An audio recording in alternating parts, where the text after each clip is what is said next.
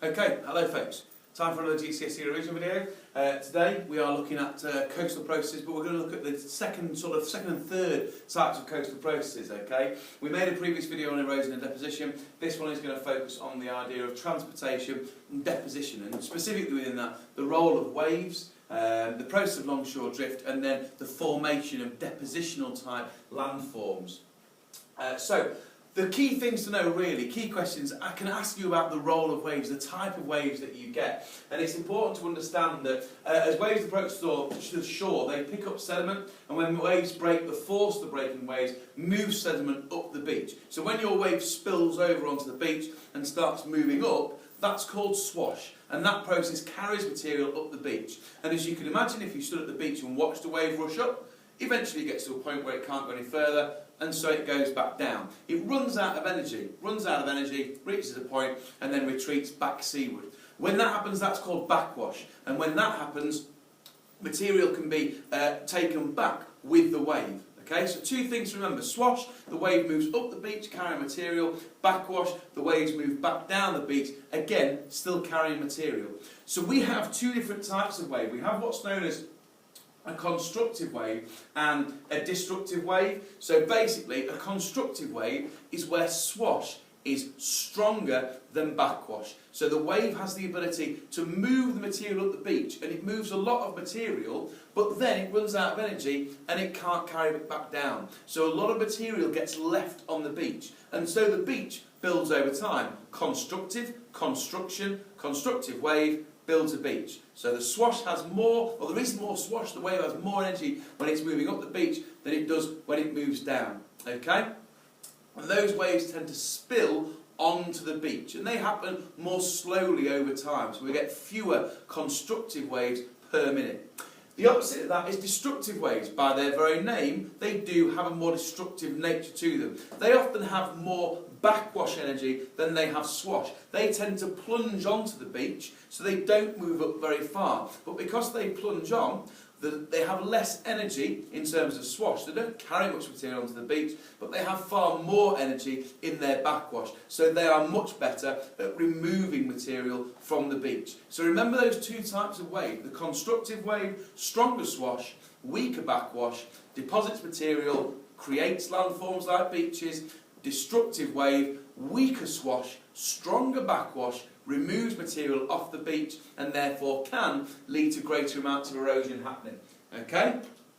So remember those two types of waves. So what we then have linked to that is the idea of longshore drift. Okay? Always a classic. You get a question about beach formation, you can talk about constructive waves, but you can also talk about longshore drift. So the key thing is to not be overawed by the information. Longshore drift happens because waves approach the beach at an angle due to the prevailing winds. The prevailing wind is the main direction from which the wind is blowing. So on this diagram here you can see that the waves are approaching at that angle there. Okay? Those waves carry material, and then we're into familiar territory. Okay? They move that material up the beach, and some of it gets deposited. The rest comes back down as the wave returns. The wave comes back down in a straight line under the influence of gravity. So it might approach the beach at an angle, but it comes back down in a straight line.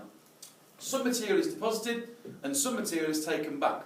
And then the process repeats itself. Okay? The wave then approaches the beach again at an angle, and this time deposits more material, but again carries some back down to the sea with it. Okay? So basically, it's basically waves approaching in an angle, and therefore what you end up with is a more sort of curved profile as material is moved along the beach. Okay?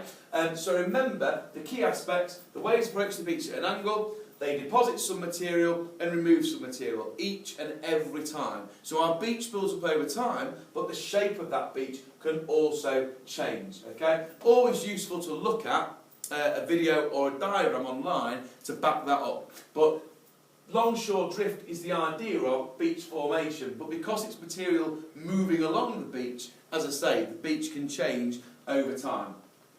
So the final part of this video is looking at landforms that are created by deposition. And the most common of those is, if I just keep moving through, a spit, a good old spit. Here's one here, Spurn Point, one of the more famous spits in the country, along with somewhere like Hurst Castle. So Spurn Point sits, obviously, branches out and round from the east coast of England, from the sort of Holderness coast, round into the River Humber. Okay, so spits form where the direction of the coast changes. That's the key thing. So if you think at the mouth of the River Humber, the Holderness coastline comes down like that, but then it goes in. Okay. Because of this, they're often found across bays or at the mouth of a river. So Spurn Point is found at the mouth of the Humber, backs up what we're saying. The coastline has changed direction. Okay?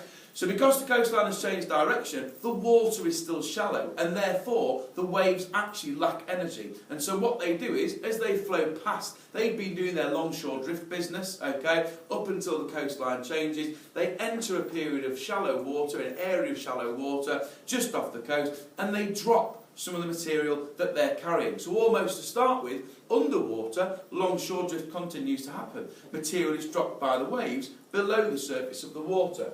And so as this happens over time, that material builds up to the surface. Now we have an extension to our coastline. So there was our original coastline, it goes in like that, but now we've got a build-up of sediment slowly happening along the coastline. So sand is deposited by Longshore Drift, continuing to be deposited beyond the original coastline because our waves have entered shallow water, because our waves lack energy. The shallow calm seas help then that continued deposition because we are in an area of constructive waves where we've got stronger swash, more material is being deposited. So then our spit will continue to grow outwards from the coastline, and it will only change direction when the wind changes and therefore the angle of the wave changes. So as you can see in the picture, this section here is where our spit has grown out from the original coastline. And if you can't see this, just get a picture of Spurn Point up and you'll see what I mean. So this is where Longshore Drift has sort of happened below the surface. Sediment has built up and then more sediment is deposited because of those just shallow waters. Where we get to here, our wind has changed direction and that then begins to curve the end of the spit, and our deposition is still happening because our waves might be going in that direction but they are still depositing material because that water is still relatively shallow. Finally, where the river enters the sea, that's where the spit stops growing, okay? Because obviously that material is carried out by the river current, okay? The river washes the stand away as it flows past it out into sea. And what we usually get in this area here is calm waters behind the spit, and that's where our salt marshes develop. So be aware of that sort of staged sequence process that leads to a spit being formed, okay? Off the original coastline, by Longshore Drift continuing, by material being deposited in shallow waters, building up over time, Longshore Drift continues, the spit grows out from the coastline, the change of wind direction changes the direction that the spit grows in, and then that will also curve it. The end is curved by the winds as well, but also by the river entering the sea.